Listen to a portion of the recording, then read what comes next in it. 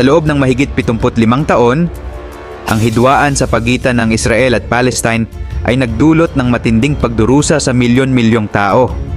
Libo-libong buhay ang nawala. Milyon-milyon ang nawala ng tahanan. At paulit-ulit na nagtamo ng pinsala ang kanilang mga ekonomiya. Ano nga ba ang dahilan ng alitang ito?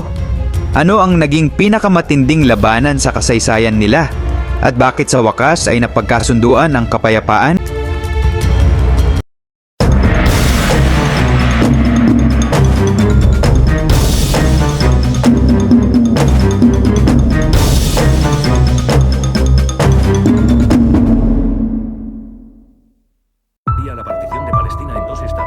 Isa sa pinakamalaking dahilan ng sigalot ay ang issue ng teritoryo.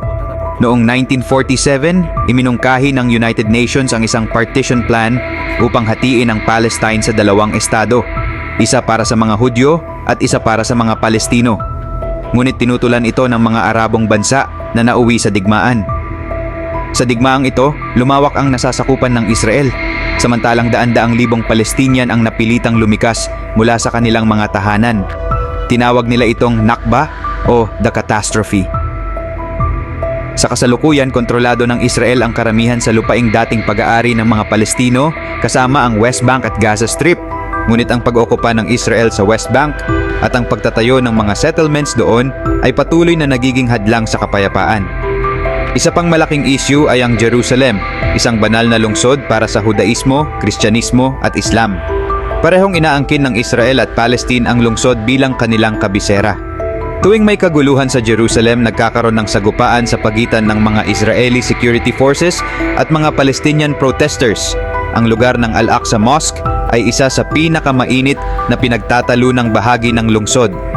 Sa kasalukuyan, mayroong mahigit 6 na milyong Palestinian refugees na naninirahan sa iba't ibang bahagi ng mundo. Marami sa kanila ang nagnanais bumalik sa kanilang orihinal na tahanan, ngunit hindi ito pinapayagan ng Israel. Para sa mga Palestino, ito ay usapin ng hustisya. Ngunit para sa Israel, ito ay usapin ng seguridad at pagpapanatili ng Jewish majority sa kanilang bansa. Noong 2007, kinuha ng Hamas ang kontrol sa Gaza Strip. Mula noon, patuloy ang sagupaan sa pagitan ng Israel at Hamas. Ginagamit ng Hamas ang rocket attacks at suicide bombings habang ginagantihan ito ng Israel sa pamamagitan ng airstrikes at ground operations. Dahil dito, lalo pang tumitindi ang hidwaan at nagiging mahirap ang anumang usapang pangkapayapaan. Noong Oktubre 2023, isang matinding digmaan ang muling sumiklab sa pagitan ng Israel at Hamas. Sa loob ng 3 buwan, halos 46,000 ang namatay, karamihan ay mga Palestino, kabilang ang libu-libong bata. Ang Gaza ay nawasak at libu-libong pamilya ang nawalan ng tahanan. Ang pandaigdigang komunidad ay nanawagan ng tigil putukan, ngunit matagal bago ito natupad. Sa bawat digmaan, ang pinakamalaking biktima ay ang mga sibilyan. Sa Gaza, kulang ang pagkain, tubig at gamot. Ang mga ospital ay punong-puno ng mga sugatan, ngunit kakaunti lamang ang kanilang mapagkukunan ng tulong. Maraming bansa ang nagpadala ng tulong, ngunit hindi ito sapat upang matugunan ang pangangailangan ng milyon-milyong tao sa Gaza. Sa gitna ng matinding kaguluhan, ilang bansa tulad ng Qatar, Estados Unidos at Egypt ang namagitan upang magkaroon ng ceasefire. Noong January 15, 2025, sa wakas ay nagkasundo ang Israel at Hamas sa isang tigil putukan. Kasama sa kasunduan ang 3 pangunahing bahagi.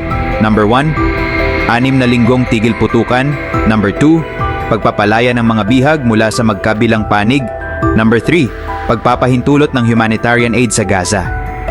Maraming bansa ang nagpakita ng suporta sa kasunduan, ngunit nananatiling mahirap ang pagpapatupad nito.